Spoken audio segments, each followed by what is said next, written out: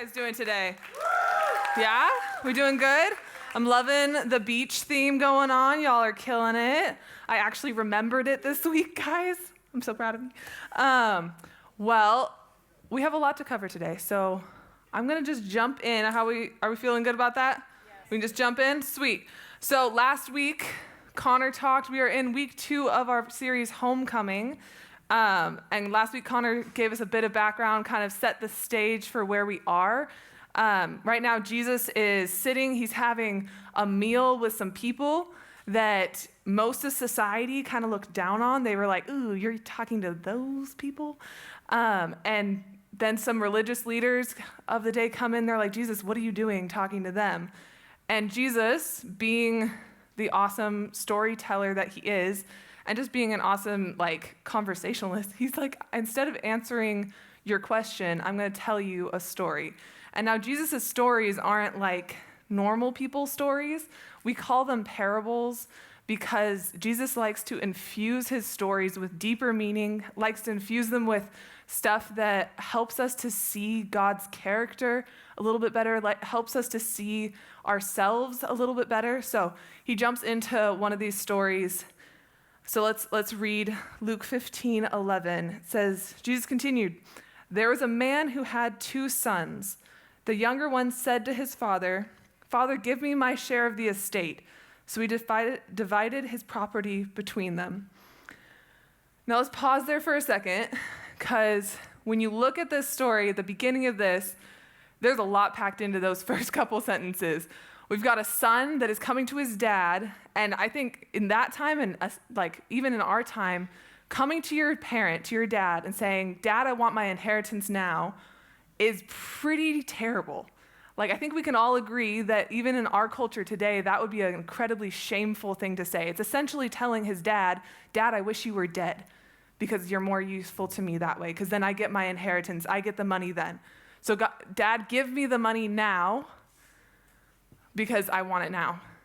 And the people that Jesus is talking to when he says this, they might have gasped, because it was like, oh my gosh, that is a shameful thing to do to your father. But additionally, they would have known that in that culture, if that were to happen, and it says that the father divided the estate, if that were to happen, then not only is the son getting the inheritance, but it also means that to his father, to his family, and to the entire Jewish community, he's essentially ostracized. He's cast out. He's dead to them because of the shame that he has brought on. So they would have essentially completely kicked out this son at that point. So he's off. Let's see what happens next, though, because we continue on. It says, "Not long after that, the younger son got together all he had, set off for a distant country, and there squandered his wealth in wild living. After he had spent everything, there was a severe famine in that whole country. He began to be in need." Are any of you guys excited to start driving yet? Or once you graduate, you can be out on your own, make your own choices? You're not, but most are. I remember being that way. You're like, yes, I get some freedom. I can finally make my own decisions. It's gonna be great. Well, this son finally has that. Not only that, is he now has the money to live whatever lifestyle he wants. And it says that he uses it for wild living. So he is partying it up. He is having a good time. He's hanging with people. He's just living large and living loud. But then it says that a famine comes on the land. He uses all his money, and he wasn't expecting there to suddenly be no food. So now he's got no food, no money, and those friends that he had made living at those parties abandon him. So no food, no money, no friends. What is he going to do? Let's see what he decides to do. It says, "So he went and hired himself out to a citizen of that country, who sent him to his fields to feed pigs. He longed to fill his stomach with the pods that the pigs were eating, but no one gave him anything." And now you and I were like, okay, so he's got no food, no money, no friends. what do? We get a job. So like he's making the right choice here. Like, yeah, you get a job, things are gonna start looking up, like we're on the right track, right? But we gotta remember that Jesus is not talking to us in our context today. He's not talking to us in our culture today. When we read the Bible, we have to remember that the Bible is written for us, but it is not written to us. It is written for us, but it is not written to us. We can learn a lot from it. It is beneficial for us, but Jesus is talking to a very specific people in a very specific time in a very specific culture. And in that culture, pigs are seen as like the worst. They're seen as filthy and vile and unclean, and which means like unholy. Like they're not supposed to touch it. They're not supposed to eat it. They're not supposed to have anything to do with pigs because it's a command that the Lord gave them before. So it was like to the people Jesus is talking to, this son beginning to work with pigs is about the lowest of low he could get. Jesus is saying he has essentially reached rock bottom. He has nowhere lower to go. He is now jealous of the food that the pigs have. Like he has nothing. And the people there would have known that. They would have been like, oh shoot, he kind of deserved it, honestly, probably is what they're thinking. But let's see what he decides to do next. It says, when he came to his senses, he said, how many of my father's hired servants have food to spare, and here I am starving to death? Now that first sentence is huge, guys. When he came to his senses.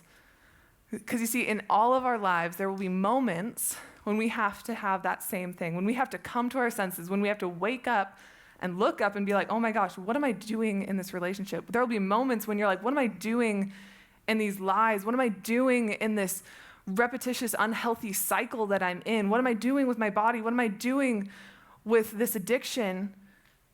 And that moment is so important because that waking up, that coming to your senses is huge when you have to realize you're like, he's like, I'm the problem. As the great Taylor Swift said, we all have to have that moments where it's like, it's me, hi, I'm the problem, it's me. Yes, you can roll your eyes at me, Justin, but it happened. But we all have to come to that moment, and I kind of love that line because it's so true that until we recognize where we're at, we can't ever begin to grow from it. He could have pointed his fingers at his parents, at the lavish life he used to live, at being like, oh, they pampered me, so I just didn't know, or like the people, his friends that abandoned him. He could have pointed fingers at so many things in his life, but he realized that that problem was actually him. It was the choices that he made that got him where he currently is. And it takes so much courage for each one of us to come to that point ourselves. So much courage to take that step and recognize where we're currently at, to not try to gloss over it, not be like, no, I'm good. And when you're actually dying inside, to be like, no, I'm not okay, and I need help. And that's where this son is right now. And let's see what he does next. He says, I will set out and go to my father and say to him, Father, I have sinned against heaven and against you. I am no longer worthy to be called your son. Make me like one of your hired servants. So he got up and went to his father. Now that is a pretty good speech. Have you guys ever had that moment where like you did something you knew was wrong, or like your parents told you not to do something, but you did it anyways?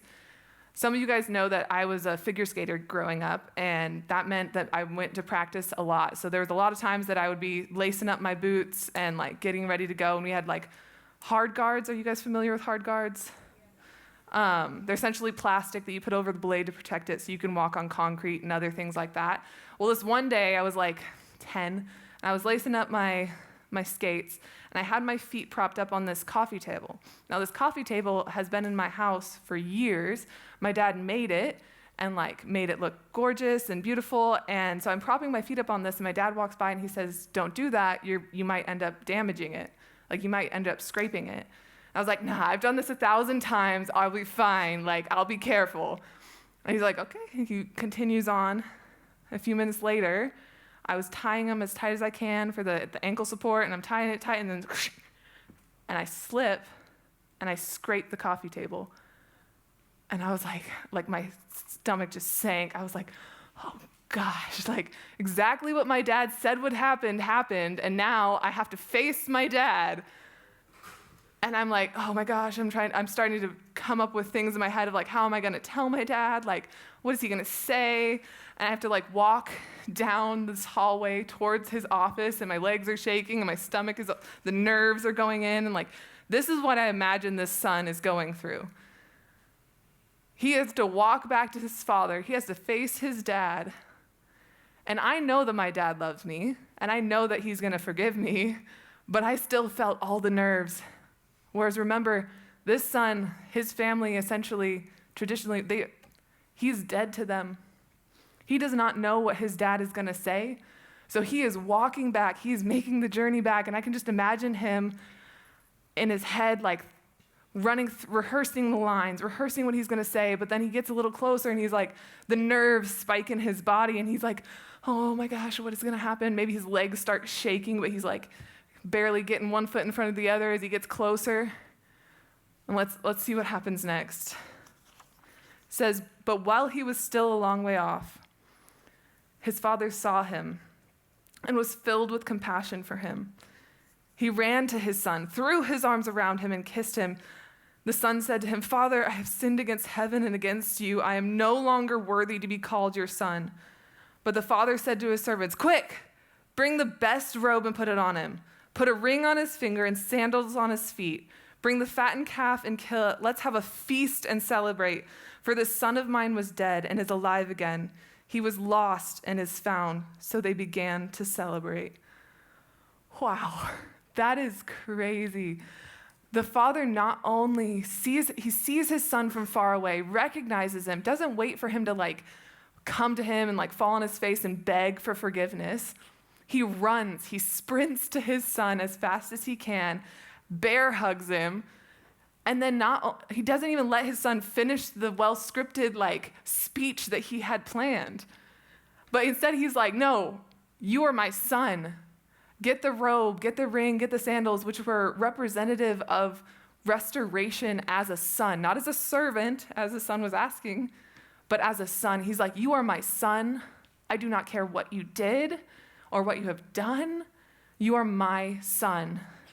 And I can only imagine what that feeling would have been like as Jesus is telling this story to the people that he's eating with, the people that everybody else looked down on, the notorious sinners, as they were called, the people that had made every wrong decision they possibly could. And Jesus is telling this, and they're like, wait, I can relate to that son. I can relate to what he's going through, what he's been through. And you're telling me that there's a heavenly Father that forgives that? You're telling me that that God is not going to just dismiss me and push me away, that God actually will welcome me home? And maybe you've been there before. I know I have, where you're feeling all of that. Maybe you've pushed God away. Maybe you've felt all those feelings. And this is the good news for you and for me. That God is not a God that's just going to abandon us. God is a God that runs to us, that has arms open wide for us to come home. And not just as like a wimpy little servant that's like kind of in the house, but not really. No, he says, you are my daughter. You are my son. Welcome home. And he celebrates that. Oh, that's so cool. And if this is a Hallmark movie, we'd end it right there, right? We'd be like, all right, nice little bow on top, beautiful. They all live happily ever after, amazing. But this isn't a Hallmark movie. And Jesus doesn't finish there, because you see, there's another group of people that he's talking to right now. There's the Pharisees, or the religious leaders of the day that he's talking to. And the father in the story has another son. So let's see what's going on with him. It says, meanwhile, the older son was in the field. When he came near the house, He heard music and dancing, so he called one of the servants and asked him what was going on. "Your brother has come home," he replied, "and your father has killed the fattened calf because has him back safe and sound." The older brother became angry and refused to go in. So his father went out and pleaded with him. But he answered his father, "Look, all these years I've been slaving for you and never disobeyed your orders. Yet you never gave me even a young goat so I could celebrate with my friends. But when this son of yours who has squandered your property with prostitutes comes home, you kill the fattened calf for him?" The parable is often called the parable of the prodigal son, singular. But I would argue that it should be called the parable of the prodigal sons, because both sons are lost in this. See, guys, there are two ways to be lost. Both sons are far from their father. One because of rebellion, the other because of bitterness.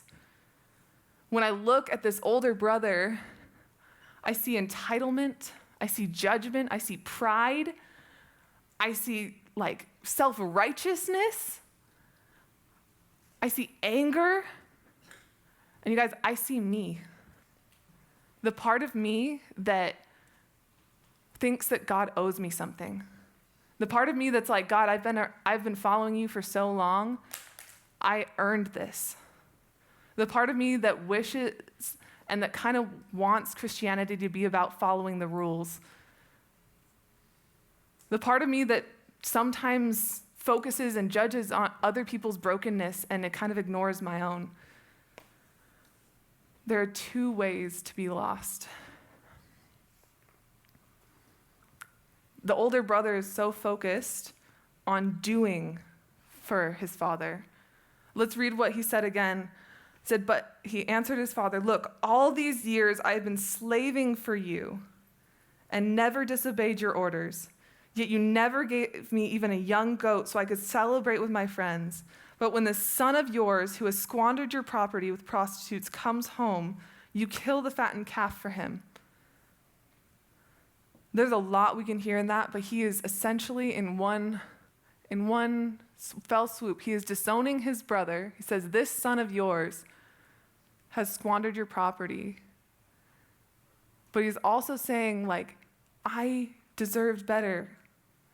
Why don't you love me enough? Am I not good enough? Have I not done enough for you to love me like you love him?" Because you see, guys, this mindset that the older brother has and that we sometimes can find ourselves in actually comes from a sense of insecurity. An insecurity in the love of God. An insecurity in him loving us just for who we are and not for what we do for him.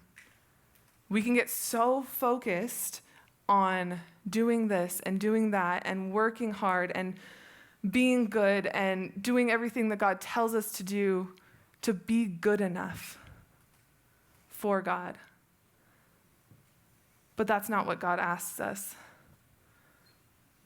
Let's read what the father says, how he responds to his son after this tirade. He says, "My son, you are always with me, and everything I have is yours.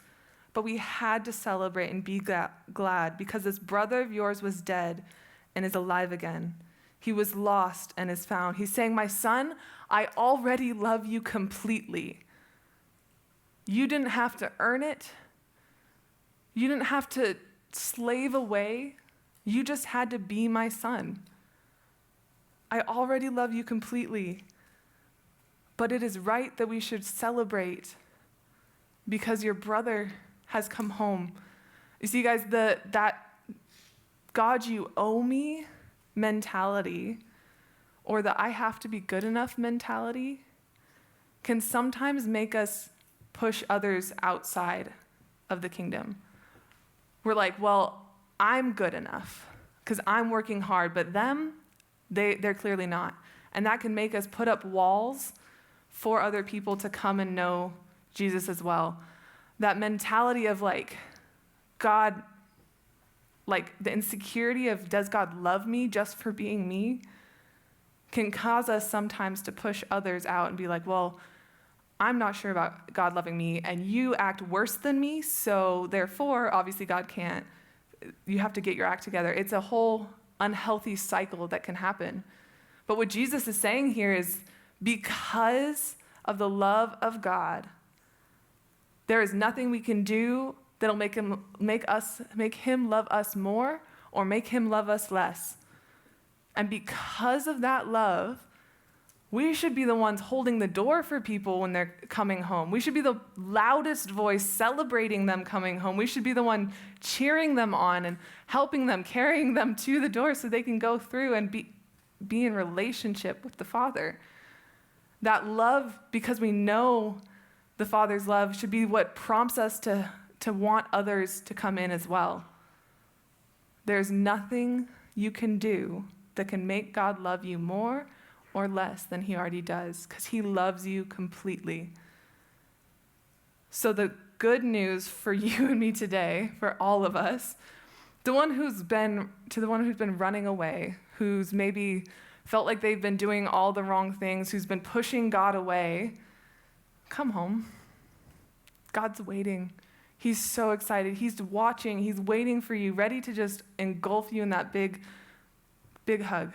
He wants you home. He wants to celebrate that you're home. And for the one that maybe has let some of that older brother thinking creep in, God loves you completely. There is nothing you have to do to earn that love. There is nothing you can do to lose that love. You don't have to be good enough. You can stop striving to earn it, to do whatever you can to get it. You can take a deep breath, and it's time to start opening doors for some other people to come in. It's time to start making space at tables so that other people can know that love too. Let me pray for you guys. Hey, Jesus, thank you for today, Lord. Thank you for loving us completely. God, it doesn't often make sense in our human terms to have a love that is unconditional, a love that's not affected by our choices, a love that doesn't get upset or angry or hurt when we mess up, the love that loves us right where we're at, a love that loves us so much that we can get closer to you. Lord, I ask that you be with each one of these students as they go to groups today and as we worship. God, be with them and be present with them. Show them your love today. The love of a Father that is perfect, that is good, that loves them completely. In Jesus' name, amen.